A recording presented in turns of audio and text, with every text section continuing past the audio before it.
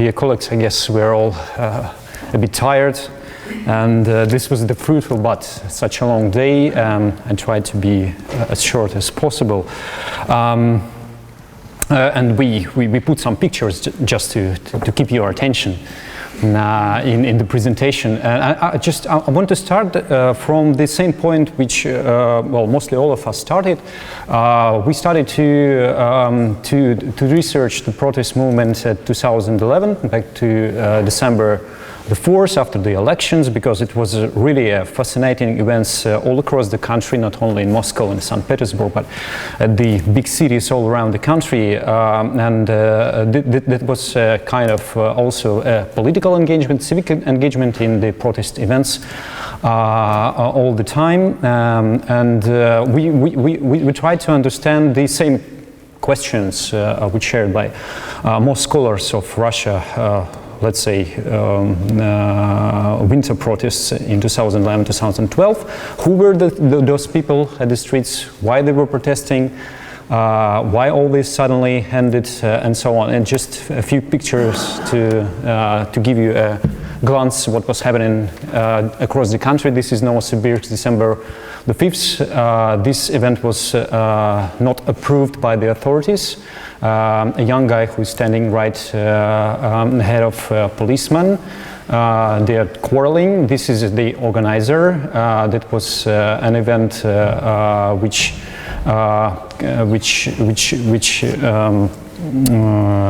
cost about 100 people at the streets of Novosibirsk. Here's Omsk, February 4th. You see the different flags, Yabloko and communist flags, and all the colors came to the protest event. Here, the Chelyabinsk, December 10th. This event was organized by the Solidarity Movement and Kurgan. A bit different picture. You see the red flags and KPRF. Few people on the street, few protesters. Most of them are affiliated with communist movements.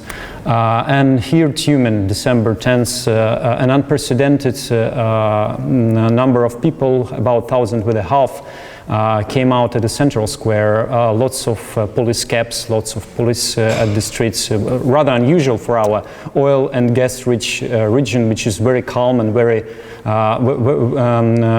unrevolutionary one, I guess, in the country. And here, how the events was following. This is the February 4th. Organizers agreed that flags wouldn't be shown at the street, so you can see just a few flags here, but also fewer people, much less people at the square. Here is the June 12th, March of Millions.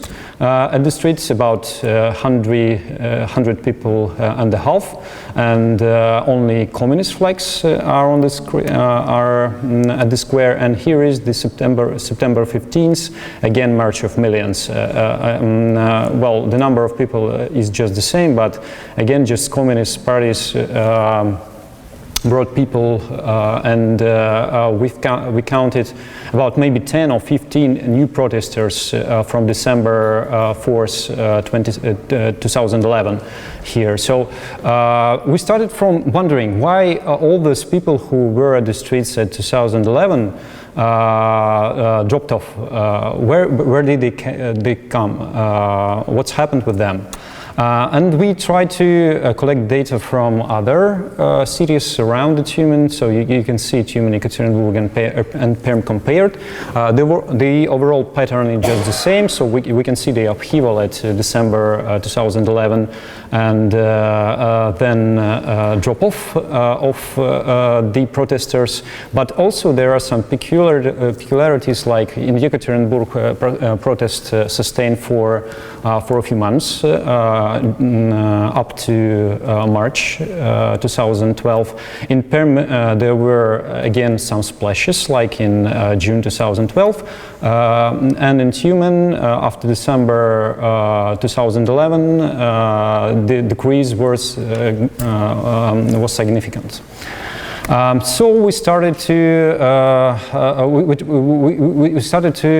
understand what can we use, what analytical tools we can use to understand these regional differences and these regional peculiarities. I should confess that our research position was somehow affiliated with the movement, and also due to the absence of explanatory models or hypotheses, we just tried to collect the data and try to apply different models from contentions politics, Tarot, Tilly, Macadam, from framing process, and etc. And this was a fascinating process of trial and error to understand what was going on.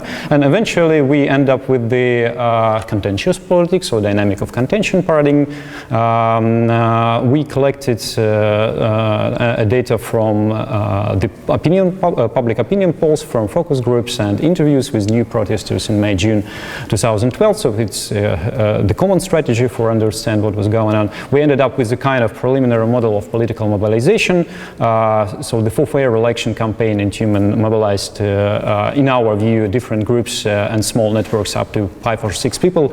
Not all of them are from middle class, I guess, but they are suddenly, they are surely middle income individuals, and this was a kind of cross-cutting groups at the streets. They shared the same communicative background, emotions, and sense of disillusionment, anger, and alienation from the power, from authorities, and it was the common background of the protesters in Tumen. And try to understand why, for instance, in Omsk, Yekaterinburg, and Perm and other regional capitals, protest was a bit different. What was the explanatory model? So we try to put some ideas here, and again, here are some examples of what we heard from the new protesters about their feeling, again, indignations and injustice. So the framing process explains it very good.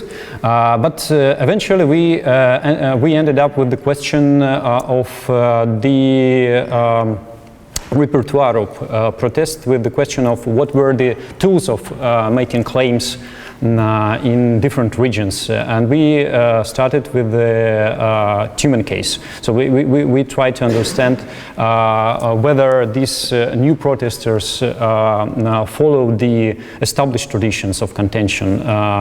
So we tried to put this for fair election campaign in a broader wave of contention, in a broader way of protests, and try to view from this angle what was happening in Tumen during 2008-2012. And here is a quote which really helped us to come to our hypothesis from Delaporte and Diani, which indicates that the repertoire of protests or tactical repertoire is a kind of explanatory model to understand the movement culture, the activists' values. And we collected data regarding the protest events and their form, the number of participants in 2008-2012. So here is the description of the database. You can see it here. Well, I should say that data is limited only to public actions. It excludes the petitions, for instance, or cultural forms of protest like wearing white stripes or other forms, other signs, etc. We excluded the non-public events like gathering or discussion clubs and cinema clubs, where also protest events were discussed during this 5-year period. So this database is of course limited, but it allows us to understand some patterns. So here you can see the results of our calculations. Blue line is the protest action, the overall number of protest action. We see the gradual increase of protest actions from 2008 to 2011. Also, you can see that other public actions, non-protest actions, namely, were also in a kind of increase. And the green line is all actions covered by the media. I'd like again to stress that we try to use different sources of information. And this is media sources, notification from local to local authorities, and lists of observations, just to make these data more relevant and more fundamental. Here you can see that at 2010 the number of protests increased dramatically. New actors came into the field, into the scene. Well, lately I will give more details on this, on these patterns. So our observations. The gradual growth of protest actions, I've already mentioned it, and also changes in organizational environment from communist-dominated environment in 2008, where roughly the half of all the protest events were organized by communist parties, KPRF and Russian, let's say, Labor Peasant Party, RKRP. And in 2009, we saw that more actors came to the field, to the scene, anarchists, and then in 2010, conservative groups like parental committees, and in 2011, nationalists with Russian runs, etc. So we saw that prior to the mass demonstration at 2000 level, the organization field was already diversified and was already full of different actors trying to make their claims at the public field. Other political players rarely become initiators of protests, so Справедливая Россия, Just Russia, or LDPR, Liberal Democrats, very rarely became initiators.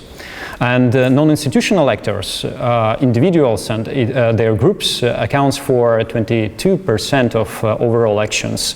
Most active groups are, again, like I guess in other big cities, cheated real estate investors and employees, urban dwellers against green zone cuts and point development. So it's a kind of agenda which is shared by the most urban movements. Here is the detailed figure diagram which depicts the number of events by initiators. You can see the communists are on the top, but also anarchists, which accounts for 9%, and other individuals, which accounts for roughly 16%. And we also have conservative groups and nationalists, and SIG stands for Soviet Council for Initiatives, Groups and Citizens, a kind of umbrella organizations for all the protest movements which organized in 2010, and it still exists. Also, we find that average during the year there were about 2,000 with a half, 4,000 with a half participants of public protests, but with adjustment to big events like demonstration on the 1st May or November the 7th, it's less than 3,000 with a half. And new participants were rare, really rare, up to December 2011 events. Local and regional authorities use a wide range of counter strategies, counter tactics, but conventional repertoire is usually suppressed by routine non-approval by local authorities, while direct actions by citizens push authorities to interact with citizens. So if direct actions like road blockades appeared, officials reacted immediately, while other actors were marginalized. Local and regional media rarely cover protests due to established practices like self-censorship, dependence on governmental financing, and so on. You saw that media coverage accounts for half of the events we've counted. And the most common forms of contention are really conventional meetings and pickets. So you can see here the number of events by form. It's an absolute number just to give you the picture. And during 5 years of our observations, we saw that meetings and pickets are the most common form of protest, while others, let's say innovative one like gatherings or flash mobs and other forms are really rare, and gatherings appeared at the late 2010, and it's really a rare form of protest. So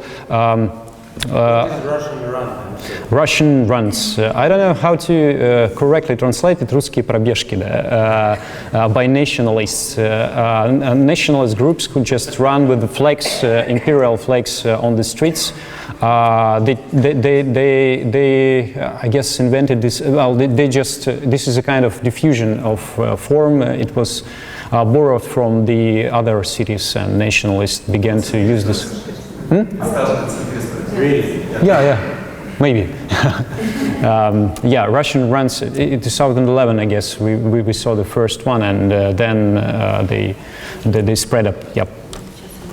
And just to have some time to discuss conclusions, we saw that regional repertoire of contentions resonates with nationwide forms. Sorry for typos, some forms were particularly borrowed from the other places, like Occupy strategy, which we saw at May and June 2012, borrowed from Moscow, and Rambles.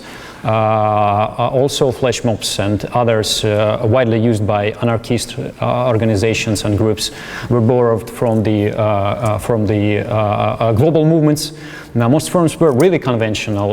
They were widely used by traditional protesters like communist groups, anarchists, trade unions, and innovations really did occur rarely or did not occur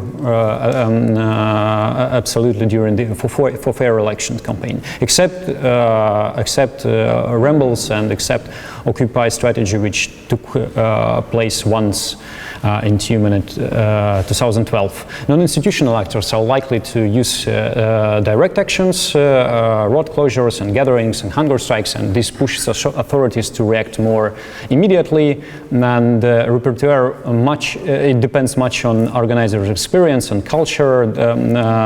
We saw that communists, for instance, use the conventional tactics of meetings and demonstrations and marches, and anarchists, for instance, try to adopt the tactics from the global anarchist groups and movements.